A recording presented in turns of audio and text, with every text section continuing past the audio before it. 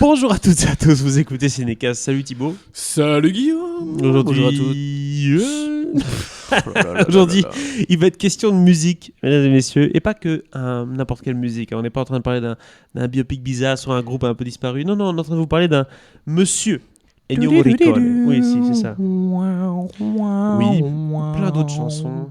Je pense à cette musique de Cinéma Paradiso qui me reste en tête. Ce concert à Venise. Si Paradiso. Paradiso, c'est autre chose. Allez voir sur YouTube, c'est Cinéma Paradiso en live depuis Venise. Incroyable. Bref, Ennio Morricone. Quoi, genre projection plein air, place Saint-Marc. Non. C'est orchestre philharmonique sur la place Saint-Marc avec Ennio. Ok, c'est ce que je dis, d'accord. Incroyable. Ah, ça devait être top. C'est très joli sur YouTube. C'est un excellent morceau que j'ai souvent écouté.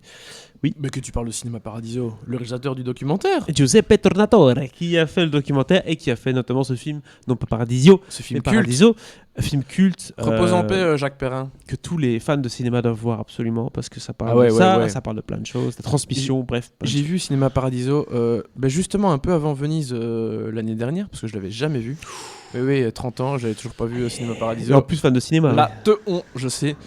Et quelle merveille! Je l'avais regardé exprès parce que justement Tornatore avait ce docu à Venise. Mais quelle claque! Là, pour le coup, voilà, je déteste ce terme de plus en plus galvaudé. Et je le dis à chaque fois d'ailleurs. Mais là, ça à voir, hein. Mm-hmm. Ça, c'est le genre de film qui te fait chialer. Ouais. C'est... Oh là là. C'est fini. Ouais. C'est un peu dans la même catégorie que Les Évadés ou les trucs comme ça. Tu vois, c'est les gros films qui. Mais Les Évadés, je trouve ça mieux que Les Évadés. Mais bon, bref, c'est encore autre chose. Ouais, moi aussi. Mais quel titre dégueulasse déjà, Les Évadés. Putain. Oui, c'est ça. Les Shawshank Redemption. Faut arrêter là. Bref, ça fait déjà 2 minutes qu'on parle. On est là pour parler d'Ennio Morricone dans un documentaire, du coup, réalisé par Giuseppe Tornatore. Ça parle de quoi? Ça parle de Ennio, qui à l'âge de 8 ans voulait devenir médecin. Je sais pas ce qui s'est passé, mais son père a décidé qu'il va être trompettiste comme lui. Pas le choix. C'est marrant parce que d'habitude c'est un peu l'inverse, tu vois. Oui. C'est genre, tu veux devenir artiste? Bah non, tu vas devenir avocat, connard. Tu fais ce que tu veux, mais t'auras pas de thunes. Tu vas vivre dans un caniveau. Ouais. C'est ça. Et là, tu veux devenir médecin? Bah non, tu vas jouer de la trompette. Voilà. Allez, et donc, ici, Coco. Il est passé du conservatoire de musique assez classique à Oscar du meilleur compositeur. Plus d'une fois, non, je ne sais pas, mais en tout cas... Non. Alors, non. Il a d'abord eu un Oscar d'honneur, il n'y a pas si longtemps que ça, il y a moins de 15 ans. Et puis, il a gagné un seul, je pense, Oscar du meilleur compositeur pour, si je ne dis pas de bêtises, Les 8 salopards de Tarantino. Hein. Oula. Oui, il l'avait jamais eu avant. Il n'y a aucune musique vraiment dingue dans ce film-là. Il y a des petites musiques, mais t'as pas genre le grand morceau. Ah non, mais il aurait pu avoir l'Oscar 14 000 fois avant. Oui, mais tu sais, ça fait partie de ces gens qui n'ont pas eu l'Oscar. Alors certains l'ont jamais eu, hein, alors qu'ils l'auraient mérité évidemment. Orson Welles, tout ça, enfin bref. Oui.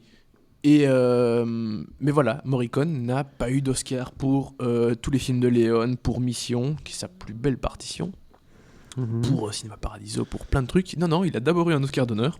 Oui. Bon, il avait déjà 80 ans. Hein. Oui. Donc, mérité. Et juste avant qu'il meure, on dit allez, tiens, vas-y. Il en a encore eu un. C'est ça. On sent le vote du cœur, du public, du jury. C'était plutôt ça. Mais bon, ils se sont dit, il est temps là. Il est temps qu'on remercie Ennio. Je propose qu'on regarde en tout cas, nous, un extrait de la bande-annonce. Non ho pensato mai che la musica fosse il mio destino. Quando ho fatto il primo film, era il 61, ho detto, nel 1970 smetto di fare il cinema. Bronzatissima. Colorava queste canzoni, le faceva diventare un'altra cosa. Il leone disse, io quel flauto di panna lo vorrei a tappeto sul film.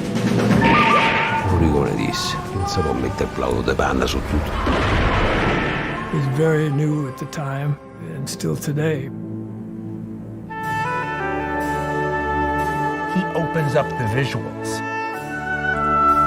You hear his music, you know it is Ennio. Can't be anybody else. It's not just... On nous entend, hein, Thibaut, tu sais ça. On a coupé la bande-annonce du film. Hein. Parce que c'est la musique de Mission, ça me fait hérisser les poils. Hein. Je sais pas s'il faut dire grand chose sur ce film, ça a l'air incroyable en tout cas comme documentaire. Beaucoup de témoignages, on a Hans Zimmer, on a Clint Eastwood, on a tout le monde. Hein. On dit parfois casting 5 étoiles, là c'est le featuring 15 000 étoiles. C'est ça. Et c'est tant une des choses merveilleuses du film qu'un défaut. Mais j'y reviendrai dessus un petit peu après. Écoute, j'ai eu l'occasion de voir le film à Venise, à la présentation officielle avec Giuseppe Tornatore qui était là. Dans une salle pas dingue, cela dit. Mais écoute, moi, Ennio Morricone, c'est... Que dire ? Oui, il a marqué le cinéma et c'est clair qu'on le voit rien qu'à la bande-annonce. Hein. Toutes les tonalités, les petits trucs, c'est lui, quoi. Cette espèce de partition toujours un peu volatile. J'ai eu l'occasion de le voir 2 fois en concert, Morricone. À chaque fois, c'était incroyable. C'est des émotions parce que ça te rappelle évidemment plein de films. Tout le monde, je pense que, en tout cas, les gens qui aiment bien le cinéma, etc., je pense que tout le monde peut évoquer une bande-son de Morricone qui l'a marqué, quoi. Ouais. Donc, ce docu, alors il dure 2h36 environ. C'est long, hein. Ah oui, pour il parle évidemment de toute la vie de Morricone. D'accord. Ses débuts. Il s'intéresse beaucoup plus au début, évidemment. Forcément. Parce que c'est toujours la partie la plus intéressante, c'est de voir d'où il vient, c'est quoi son univers musical, et puis comment il est devenu la star, le génie qu'il était. Tu passes en revue plusieurs de ses films, et donc c'est ça qui est assez qui est génial, parce que c'est une personnalité incroyable. C'est-à-dire que les journalistes qui allaient l'interviewer devaient s'adresser à lui comme Il Maestro. Hein, c'était pas Monsieur Morricone. Non. On te demandait de t'adresser à lui comme Maestro. Voilà. D'accord. C'est pas le seul. Hein. Les compositeurs aiment bien ça en général. Oui, comme quand ils sont chefs d'orchestre, quoi, c'est ça. Voilà. Lui. Mais en même temps.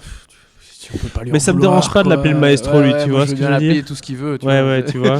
Il y a pas de problème. Genre, Hans Zimmer n'a pas encore eu ce cachet-là, je trouve. Non. C'est pas la même chose. Non, mais bon, on n'a pas encore le même recul qu'on a avec Morricone. Mais voilà, Morricone, c'était vraiment une personnalité qui avait un certain ego et qui, au vu de la carrière qu'il a, pouvait se le permettre, quoi. Oui. Ce qui est intéressant dans le docu, c'est donc vraiment de voir tout le début de sa carrière, son évolution, son influence sur la musique de manière générale, et surtout sur la musique de cinéma. Et c'est aussi un des soucis, parce qu'il y a un casting incroyable, comme je le disais, des personnalités en veux-tu, en voilà. Il y a même Springsteen, je pense qu'il y a... Alors là, je dis peut-être une bêtise, mais je pense qu'il y a James Hetfield, donc le leader de Metallica.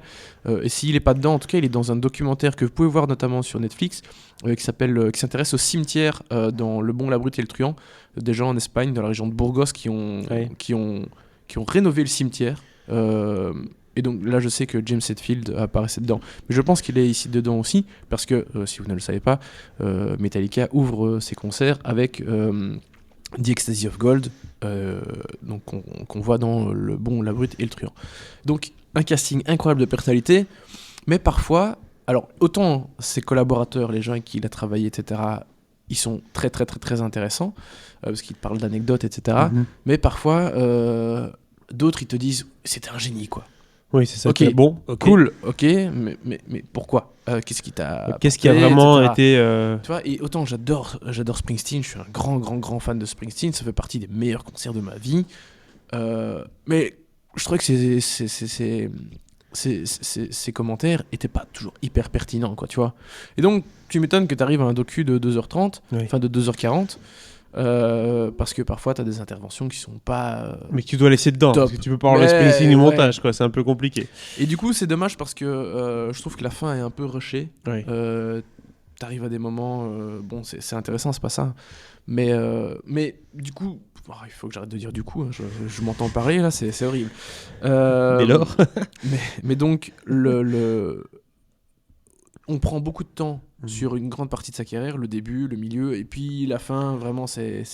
Ok, bon, il est temps de conclure, quoi. Ouais. Ce qui est toujours intéressant dans ce genre de truc-là, c'est comment est-ce qu'il a basculé dans le cinéma, parce que si tu es musicien classique, on va dire, en un coup, faire des musiques de film, c'est quand même pas le même métier, donc c'est... Non. Voilà, je suppose qu'on en parle dans le film, bien entendu. Bien sûr. Là, je vais pas... Non, voilà, explications. C'est intéressant. Mais vraiment, allez voir le film. J'ai dit, 2h40, c'est long. Personnellement, il aurait pu durer 5 heures. Rien à foutre. Je serais resté... une mini-série sur Netflix, parce que 5 épisodes. Moi, j'étais captivé, tout simplement. C'est pas un grand film. Hein, il a des défauts, il y a des gros défauts. Mais c'est juste la personnalité de Morricone qui est géniale, quoi. Voilà, c'est clair qu'il manque peut-être un peu de fond, parce que je vois, c'est intéressant de voir des gens qui parlent de Morricone et tout, mais... Non, ça manque pas de fond, en fait. C'est juste qu'il y a des moments superflus. C'est plus ça, tu vois. Ok. Donc voilà. C'est un documentaire... sur une légende du cinéma qui c'est va un intéresser peu, forcément. Certain. Je vais dire que c'est un peu le documentaire Somme, quoi, tu vois. Là, vraiment, il a passé tout de long au large. Quelle note tu donnes à ce Ennio, du coup, Thibaut ? Bah bon, 3,5. 3,5. Ça reste correct, hein. Pour Ennio, n'hésitez pas à partager votre avis sur ce documentaire dans les commentaires et si ce n'est pas déjà fait, à vous abonner au podcast sur la plateforme de votre choix. À très bientôt pour de nouvelles recommandations.